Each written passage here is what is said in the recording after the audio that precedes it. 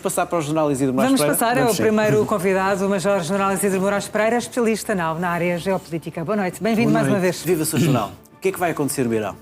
Bom, no Irão vai acontecer, muito previsivelmente, uma operação militar levada a cabo pelos Estados Unidos e, presumivelmente, em conjunto com os seus principais aliados do Médio Oriente, designadamente Israel. Israel já deu sinais fortes e claros de que poderá participar ativamente também neste tipo de operação. Mesmo que não o fizesse de início, bom, havendo uma retaliação prometida pelas altas entidades iranianas, desde o seu líder espiritual até ao presidente Pezeshkian, que ainda ontem disse que não se importava de morrer na defesa da pátria porque ser um mártir é algo que o enche de orgulho. Portanto, havendo uma retaliação, certamente que parte dessa retaliação será diretamente dirigida a Israel. Não apenas porque em Israel também há bases militares norte-americanas, mas porque Israel é, como nós sabemos, para o Irão e para a entourage iraniana é o pequeno Satã. Portanto, temos ali o grande Satã, pelo menos parte de uma projeção de forças dos Estados Unidos, uma projeção astronómica, digamos assim. E se estávamos a falar na quarta maior economia do mundo, que era uma empresa, aquilo que hoje está no Golfo, o dispositivo aeronaval, terrestre menos, mas de qualquer maneira, aquele poderio militar norte-americano que está neste momento na parte oriental do Mediterrâneo, que está no Mar Vermelho, que está no Golfo de Omã, no Golfo Pérsico e em alguns países do Médio Oriente, bom, quer dizer, se não for o segundo ou terceiro maior poderio militar do mundo, andará lá muito perto, não é? Quer dizer, só uma parte, o que lá está. Só o que está lá. Aliás, já todos nós... quanto tempo? 10, 15 dias não é muito tempo para todo esse aparato não fazer nada lá? Não, vamos lá ver. Vamos à questão mais importante sob o ponto de vista militar. Aquilo que o Pentágono disse ao presidente norte-americano era que, a partir deste fim de semana, mais concretamente, a partir de domingo, estaria pronto para iniciar operações militares em larga escala. Quando digo em larga escala, não é uma operação pontual, é uma operação que nós sabemos que os próprios generais do Pentágono vêm dizendo que esta operação poderá ter uma duração de semanas. Bom, não especificam bem quantas, porque não é fácil, neste momento, dizer que serão 2, 3, 4, 5 semanas. Tudo depende da forma como irão reagir e da vontade que o Irão, no decorrer deste tipo de operações, e já lá vamos especificá-las um bocadinho mais, mostre vontade de regressar à mesa das negociações nos termos que os Estados Unidos estão a colocar em cima da mesa, e não só os Estados Unidos, também grande parte daquilo que os Estados Unidos estão a pedir é algo que foi devidamente concertado com Israel. Nós sabemos que Bibi Netanyahu já se deslocou a Washington desde que este presidente norte-americano tomou posse 5 vezes, uma mão inteira de vezes. Portanto, a última vez, o que estava na agenda era fundamentalmente coordenar este tipo de ação. Portanto, é disso que se trata. Quando Trump diz que, em declarações, julgo que uma delas foi a bordo do avião presidencial, do Air Force One, e quando foi perguntado, ele disse, bom, 10 dias a 2 semanas, é muito o prazo que Trump costuma dar, não é? É algo a que ele já nos habituou. Já deu a Putin também. A Putin, mas eu recordo-me que da última vez que ele deu esse prazo, depois acabou por o encurtar. Sim, sim. Portanto, nada impede que ele o encurte. Agora, sob o ponto de vista militar, para que o potencial militar esteja todo reunido, pelo menos aquele que foi planeado, tendo em vista as operações que vão ser conduzidas, porque os meios dependem muito daquilo que se pretende e da forma e do tipo de operações que vão ser levadas a efeito.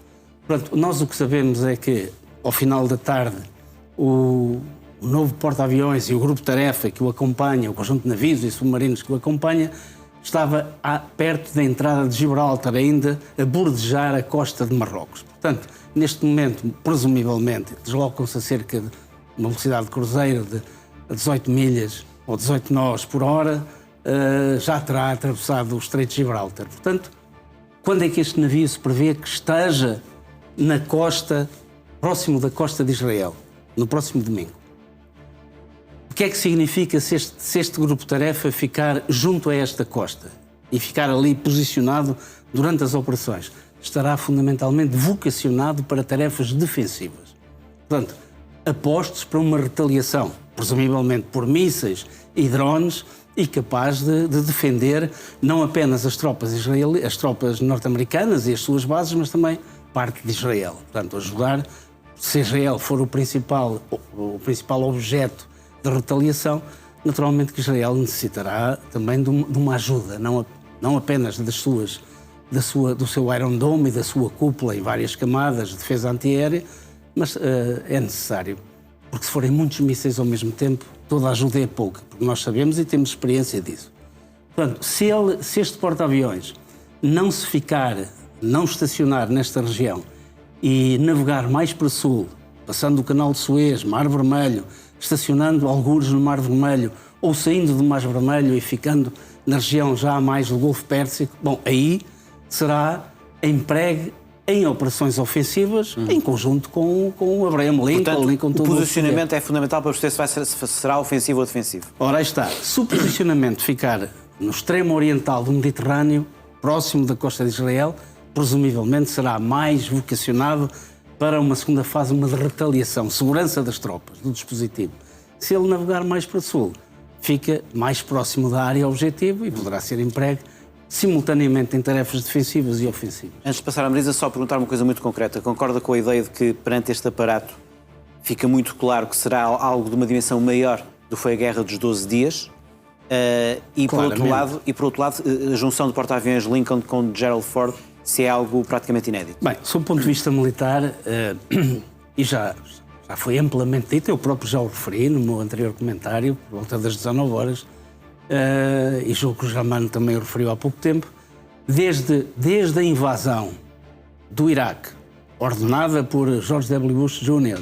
em 2003, que os Estados Unidos não mostravam ao mundo um dispositivo desta natureza. Este é um dispositivo, de facto, extraordinário.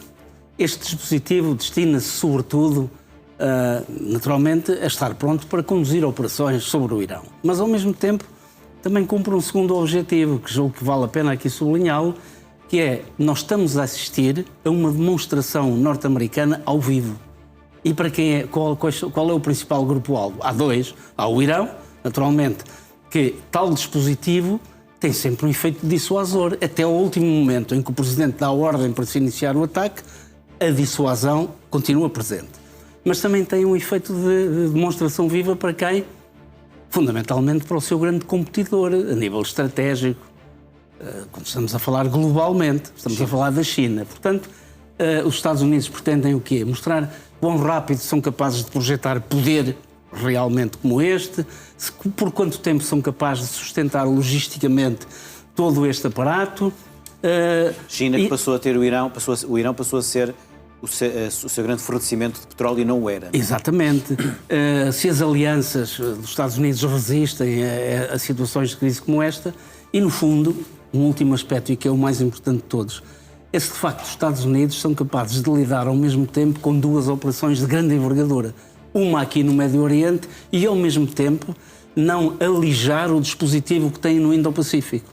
Portanto, se os Estados Unidos, no final de tudo isto, conseguirem mostrar que são capazes de conduzir realmente uma operação militar como esta, que podemos detalhar mais um bocadinho, e, ao mesmo tempo, não alijar o dispositivo que têm no Indo-Pacífico, bom, isto é uma demonstração de poder. É uma demonstração muito grande, a maior demonstração de poder que os Estados Unidos levam a cabo no século XXI. Uma demonstração grande de poder e uma forma também significativa de pressionar o Irão a aceitar os moldes do acordo que os Estados Unidos querem. A dissuasão continua até começarem as operações militares e mesmo aí também continua. Porquê? Porque hoje o próprio presidente norte-americano, entrevistado por um dos órgãos de comunicação social, levantou um pouco o véu sobre aquilo que é o conceito operacional desta operação que foi planeada e que está devidamente planeada. Quando ele disse, bom, isto será feito naturalmente de uma forma gradual. Numa primeira fase, poderemos atacar alvos selecionados da estrutura militar iraniana, fundamentalmente a sua sede de poder, que é a Guarda Revolucionária Iraniana, e também alguns alvos políticos selecionados, não todos. Se isso for suficiente para levar o Irão à mesa das negociações de forma séria, ou pelo menos da maneira que os Estados Unidos pretendem, bom, as operações poderão parar por aí. Se isso não for possível, continuaremos. Bom, e aí o que é que estará previsto? Vou-lhe pedir para concluir, porque o nosso tempo está quase a acabar. E o que é que estará previsto? Bom, aí será um ataque dirigido não apenas a alguns alvos militares selecionados, mas pelo menos à Guarda Revolucionária toda, aos centros de armazenamento e produção de mísseis, eventualmente, novamente, ataques aos centros de desenvolvimento nuclear e, naturalmente, aos centros políticos, porque o objetivo último, portanto, de tal dispositivo, bom, quer dizer, no fundo, se entrarmos ali numa campanha aérea a sério, será derrubar este regime iraniano. Quer dizer, não há aqui outro tipo de objetivo. General, e no caso de Donald Trump pretender uma guerra total ao Irão, até que ponto é que teria o apoio das chefias militares norte-americanas? Bem, vamos lá ver. Uma guerra total, ele não teria sequer apoio do seu movimento MAGA.